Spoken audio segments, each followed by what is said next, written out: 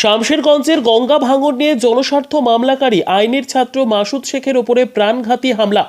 মঙ্গলবার রাত ৯টা নাগাদ সুতির সাজুর মোড় থেকে নিজের বাড়ি গাজীপুর আসার সময় পেছন থেকে মাথায় হেলমেট পরে কয়েকজন দুষ্কৃতী আইনের ছাত্র এসডিপিআই এর নবনিযুক্ত সুতির সাধারণ সম্পাদক মাসুদের উপরে হামলা চালায়। জখম অবস্থায় রাতেই তাকে উদ্ধার করে সুতির মহেশাইল ব্লক স্বাস্থ্য কেন্দ্রে নিয়ে যাওয়া হয়। সকালে সুতি থানায় লিখিত অভিযোগ করা হয়েছে। পুরো বিষয়টি তদন্ত করে দেখছে সুতি থানার পুলিশ। ঘটনার খবর পেয়ে সকাল সকাল সুতির গাজীপুরে মাসুদের বাড়িতে ছুটে আসেন এসডিপিআই এর রাজ্য সভাপতি তাইদুল ইসলাম ও রাজ্যের সহ সভাপতি সাহাবুদ্দিন শেখ। গ্রাম ঘুরে বেশ কিছু প্রতিবেশীর সঙ্গে কথা বলার পর সরাসরি সংবাদ মাধ্যমের মুখোমুখি হয়ে অভিযোগের তীর তৃণমূলের দিকে তোলেন। আহত মাসুদ শেখ বলেন, দুষ্কৃতীরা মাথায় হেলমেট পরে থাকার জন্য আমি চিনতে পারিনি। যদিও আমাকে বেশ কিছুদিন আগে শামশেরগঞ্জ গঙ্গা ভাঙন নিয়ে জনস্বার্থ মামলা করায় আমার বাড়িতে না থাকা অবস্থায় হুমকি লেটার ফেলে গিয়েছিল দুষ্কৃতীরা। এদিকে এসডিপিআই রাজ্য সভাপতি তাহিদুল ইসলাম বলেন, পুলিশ সঠিক তদন্ত না করলে আগামী দিনে বৃহত্তর আন্দোলনের পথেই হাঁটব। এসডিপিআই আরও কি বললেন দুষ্কৃতীদের হাতে আক্রান্ত মাসুদ শেখ ও এসডিপিআই রাজ্য সভাপতি ও সহসভাপতি, শুনুন। ব্যুরো রিপোর্ট, দিনরাত স্টার নিউজ।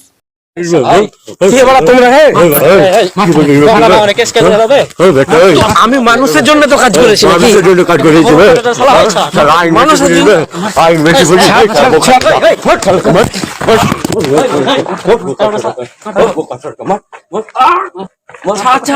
ছাড়ো না তোমরা, পুলিশকে ফোন করবো, কিন্তু পুলিশকে ফোন করবো।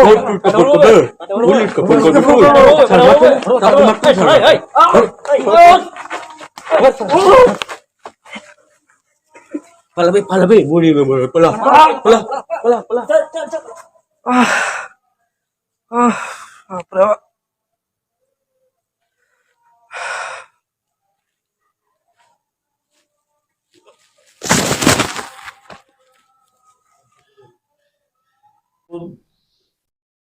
আমাদের দলের সুতি বিধানসভা কমিটির সহসম্পাদক, এটা যেমন ঠিক তেমন মাসুদ পুরো এই কয়েকটা বিধানসভার মধ্যে একজন সচেতন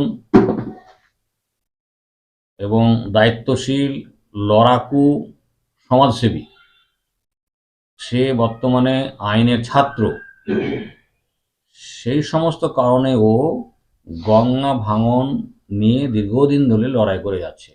আমরা জানি যে এই গঙ্গা ভাঙন বিশেষ করে ফরাক্কা থেকে শুরু করে জলঙ্গি, এই দীর্ঘ যে জায়গাটা, সেখানে গঙ্গা ভাঙন দীর্ঘদিনের সমস্যা। এই গঙ্গা ভাঙন রোধ করা নিয়ে অনীহা, অবহেলা, দুর্নীতি একটা স্বাভাবিক ব্যাপারে দাঁড়িয়েছে। বর্তমানে এই তৃণমূল সরকারের আমলে গঙ্গা ভাঙন নিয়ে দুর্নীতিটা আগের সমস্ত রেকর্ডকে অতিক্রম করেছে। এই দুর্নীতির বিরুদ্ধে মাসুদ কলকাতা হাইকোর্টে একটা জনস্বার্থের মামলা করেছিল। সেই মামলায় কোর্ট মাসুদের পক্ষে রায় দেয় এবং সেই রায়ের ফলে এই এলাকায় নতুন করে আবার গঙ্গা ভাঙন রোধ করার কাজটা চলছে এবং সেখানে যতটা সময় পারা যাচ্ছে দুর্নীতিটা রোধ হয়েছে। এই দুর্নীতি রোধ হওয়ার কারণে তৃণমূলের যে সমস্ত বাহিনী এই গঙ্গা ভাঙন রোধ করার প্রকল্প থেকে লুটেপুটে খাচ্ছিল, তাদের লুটেপুটে খাওয়াটা বন্ধ হয়ে গেছে। এই বন্ধ হয়ে যাওয়ার কারণে ওই সমস্ত লোকের মাথা খারাপ হয়ে গেছে। এই মাথা খারাপ হয়ে যাওয়ার ফল হচ্ছে এইভাবে একটা আইনের ছাত্রকে, একজন তরুণ যুবককে, একজন পরিচিত সবার আপনজন একজন সমাজসেবীকে এভাবে রাতের অন্ধকারে আক্রমণ করা। ফলে এই আক্রমণটা আসলে মাসুদের উপরে নয়, এই আক্রমণটা হয়েছে এই এলাকার সমস্ত সাধারণ মানুষের উপরে। কারণ সাধারণ মানুষের হয়েই সে জনস্বার্থের মামলা করতে গিয়েছিল। এই জনস্বার্থের মামলা করার জন্য তাকে কেউ এক পয়সা দেয়ও নি, আর তার অন্য কোনো স্বার্থ নেই।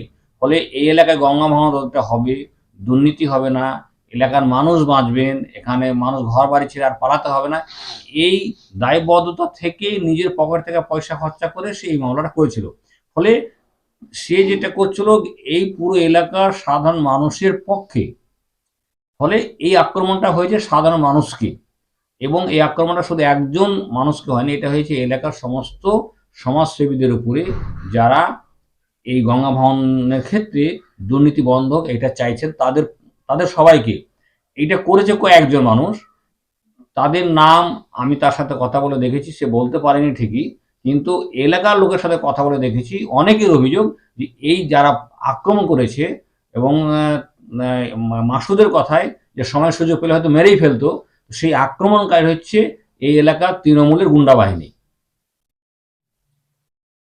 মাসুদ সরাসরি অভিযোগ করেনি, মাসুদ বলেছে আমি চিনতে পারিনি, তারা হেলমেট মাথায় দিয়ে এসেছিল, কিন্তু এলাকার কিছু লোকের সাথে কথাবার্তা বললাম, তাদের অনেকের অভিযোগ এরকমই, তারাও নির্দিষ্ট করে জানে না যে এই এলাকায় তৃণমূলের মস্তান বাহিনী যে সমস্ত আক্রমণ অন্যায় জুলুম করছে সাধারণ মানুষের, সেই অভিজ্ঞতা থেকে তাদেরও অনুমান যে এইটা তৃণমূলের লোকেরাই করেছে। কারণ গঙ্গা ভাঙন রোধের সাথে এখন বর্তমানে তৃণমূল জড়িত, কারণ তৃণমূল রাজ্য সরকার আছে, ফলে রাজ্য সরকারের হাত দিয়ে এই ভাঙনটা রোধ হচ্ছে। ফলে ওই যে গঙ্গা ভাঙনের ক্ষেত্রে যে টাকা পয়সার তছরূপ হচ্ছে, সেটা কাদের পকেটে যাবে? খুব স্বাভাবিক করে তৃণমূলের পকেটে যাবে। ফলে মাসুদ যখন বলছে যে এই জনস্বার্থে মামলা করার জন্য এটা করছে, ফলে স্বাভাবিক কারণে এইটা সমীকরণ অনুযায়ী তৃণমূলের ঘাড়ে চাপছে। হ্যাঁ, সেটাও মাসুদ আমাদেরকে জানিয়েছে যে সম্ভবত ১.৫ মাস ২ মাস আগে বা এরকম সময়ে একটা নামে নাম ছাড়াই তার কাছে হুমকি লেটার এসেছিল, গঙ্গা ভাঙন নিয়ে যদি তুমি খুব বেশি বাড়াবাড়ি করো তাহলে তোমার জীবনের আশঙ্কা আছে। তার ভিত্তিতে, সেই চিঠির ভিত্তিতে সে থানাকে জানিয়েছিল, কিন্তু এখন পর্যন্ত থানা তার কোনো পদক্ষেপ গ্রহণ করেনি। ফলে ওই ঘটনার সাথে এই ঘটনা মিলিয়ে এটাই বোঝা যাচ্ছে যে এর পিছনে এই গঙ্গা ভাঙন রোধে টাকা পয়সার বিষয়টা জড়িত। আর যেহেতু এখন ক্ষমতায় তৃণমূল, ফলে স্বাভাবিক কারণে এটা তৃণমূলের দিকে যাচ্ছে। আমার নাম তায়েদুল ইসলাম, আমি এসডিপি এর রাজ্য সভাপতি। গতকাল আমার উপর আক্রমণ হয় বিকননগর হসপিটালের পিছন দিকে কিছু দুষ্কৃতী ৩ জন মিলে ছিল। তো যে কারণটা বুঝতে পারলাম, যখন আমাকে তারা মারধর করছিল, তারা বলছিল গঙ্গা ভাঙন কেস কেন করলি। তো গঙ্গা ভাঙন কেসটা দীর্ঘ টাইম গঙ্গা ভাঙন হয়ে আসছিল, যখন দেখলাম প্রশাসন কোনো ব্যবস্থা নিচ্ছে না, তখন আমি কলকাতা হাইকোর্টের দ্বারস্থ হয়ে সেটাকে কিভাবে পার্মানেন্ট সলিউশন করা যায় তার জন্যে কোর্ট থেকে অর্ডার দেই। অর্ডার মতন সব কিছু কাজকর্ম হয়, কিন্তু তাও রাজ্য সরকার সেই অর্ডার মানছিল না। তারপরে আমরা নোটিশের পর নোটিশ করি, আমি আর অভিজিৎ দা মিলে নোটিশের পর নোটিশ করি, তারপরে তারা কাজ করতে বাধ্য হয়। কিন্তু আমার উপর যেভাবে আক্রমণ করছে এটা দেখে বোঝা যায়, যেহেতু আমার কাছে যে 3খানা ওয়ার্ক অর্ডার পাঠিয়েছে রাজ্য সরকার, কিন্তু যে আগের যে কোম্পানিগুলো টেন্ডার নিয়েছিল তাদেরকে কিন্তু নিউ টেন্ডার দেওয়া হয়নি।